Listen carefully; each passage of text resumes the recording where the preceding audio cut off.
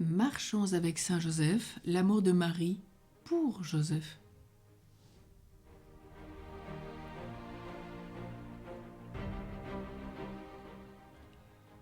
Représentons-nous la Sainte Vierge, bénie, parce qu'elle va quitter le temple pour rejoindre Joseph. Elle suit les yeux modestement baissés, celui à qui Dieu a confié la garde de sa virginité. Et Joseph paraît heureux et sur son visage éclate une joie toute céleste. Dernier acte au temple avant de partir. Le grand orateur de France, Bossuet, s'écriait un jour en contemplant les excellences de Saint Joseph.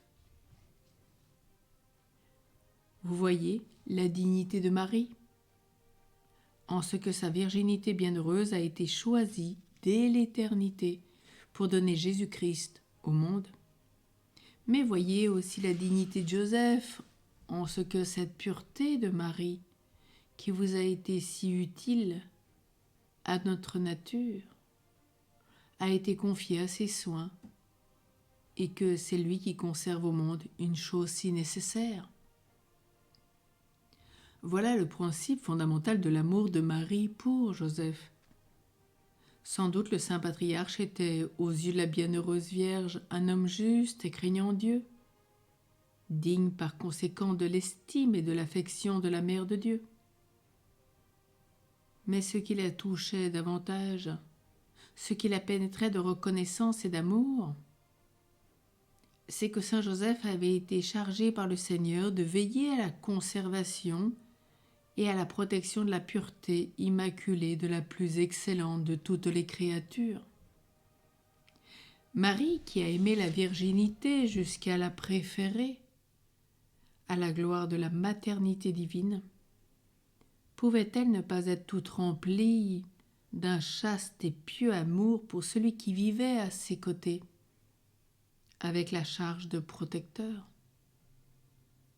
Plus tard, cet amour de gratitude s'augmenta par la considération des services multipliés que Joseph cherchait à rendre à la Sainte Famille, des fatigues et des sueurs qu'il s'imposait dans ce but, des tendresses qu'il prodiguait amoureusement et respectueusement à l'enfant Dieu. Une mère aime toujours les amis et les bienfaiteurs de ses enfants. Jugez de l'amour que la plus excellente des mères dut avoir pour celui qui aima, avec une ardeur si généreuse, le plus parfait des fils. C'est donc auprès de Marie que nous viendrons apprendre à aimer Joseph. C'est cette Vierge si parfaite et si tendre qui sera notre modèle dans la dévotion que nous voulons avoir pour le gardien de Jésus.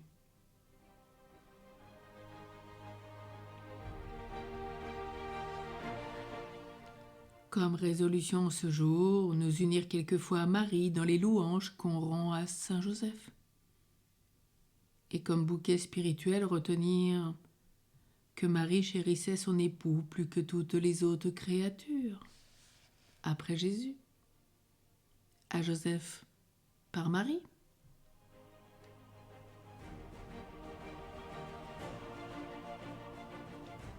Aujourd'hui, c'est l'abbé Dédier qui nous fait ce témoignage sur le bienheureux Hermann.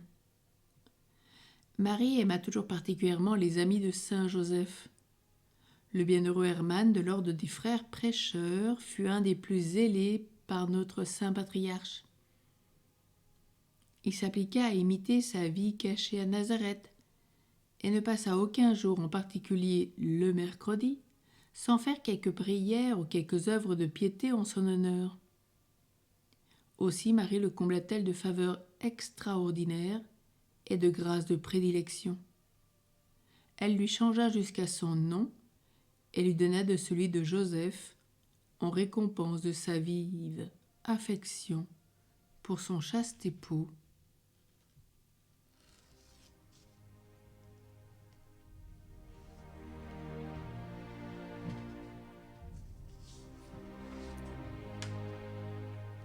Prions.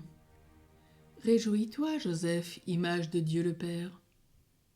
Réjouis-toi, Joseph, Père nourricier de Dieu le Fils. Réjouis-toi, Joseph, sanctuaire du Saint-Esprit. Réjouis-toi, Joseph, bien-aimé de la Sainte Trinité. Réjouis-toi, Joseph, très digne époux de la Vierge Mère. Réjouis-toi, Joseph, chef de la Sainte Famille. Réjouis-toi, Joseph, serviteur de la pauvreté. Réjouis-toi, Joseph, modèle de chasteté. Réjouis-toi, Joseph, exemple de douceur et d'humilité. Béni sois-tu, Joseph, sur ton cœur, l'enfant Dieu s'est reposé. Béni sois-tu, Joseph, embrasé d'amour pour le Père bien-aimé.